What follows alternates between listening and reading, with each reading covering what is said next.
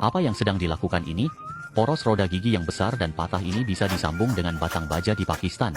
Proses perbaikan seperti ini benar-benar luar biasa.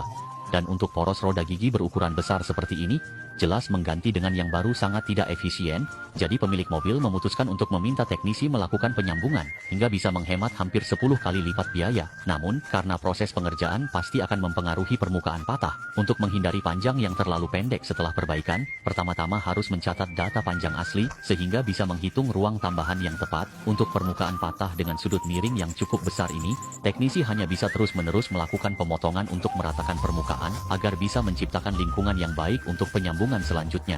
Inilah alasan mengapa teknisi perlu melakukan pengukuran di awal, karena pemotongan yang terus-menerus akan membuat panjangnya berkurang. Setelah pemotongan yang sangat teliti, ujung poros masih perlu dibor untuk membuat lubang. Hanya dengan cara ini, sambungan batang baja bisa dilakukan.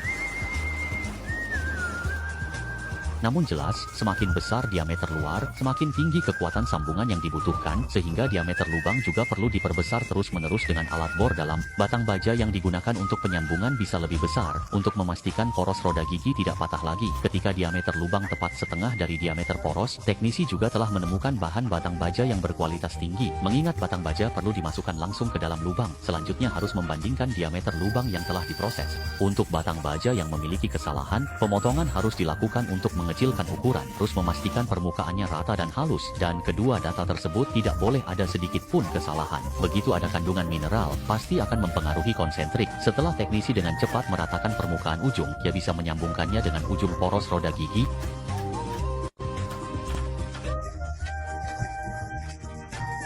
Tapi karena bagian belakang baja bulat yang dipilih masih memiliki langkah, jadi bagian yang berlebih juga perlu dipotong, untuk mempersiapkan sambungan dengan ujung gigi selanjutnya.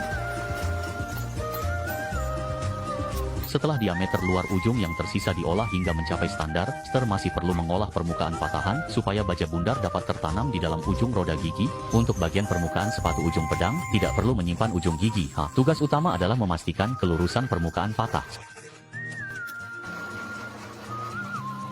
Setelah membersihkan sudut, kita perlu mengganti mata bor untuk membuat lubang sesuai baja bulat dan menggunakan pahat untuk menyesuaikan. Perbaikan dilakukan, data presisi diperlukan agar poros gigi terpasang pas. Setelah selesai, kita bisa memasukkan baja bulat, namun seringkali di balik yang sederhana terdapat data yang presisi, hingga poros gigi bisa terpasang dengan sangat pas.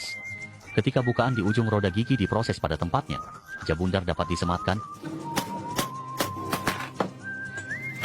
Meskipun mereka tidak memiliki mesin hidrolik yang canggih, tiap pukulan yang diberikan sangat terukur, sehingga panjang keseluruhan pas dengan ukuran asli, dan celah yang tersisa di tengah, adalah untuk mengimbangi ketebalan pemotongan permukaan.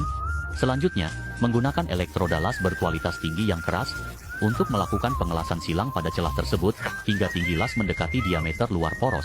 Tapi permukaan yang kasar masih bisa mempengaruhi penggunaan poros gigi. Tukang harus mempertimbangkan diameter luar di sekitar area tersebut, menggunakan pahat untuk melakukan perbaikan yang lebih detail, sampai permukaan mencapai kondisi yang sangat mengkilap. Dengan ini, perbaikan poros gigi telah selesai dengan sederhana. Bagaimana menurut kalian tentang poros gigi seperti ini?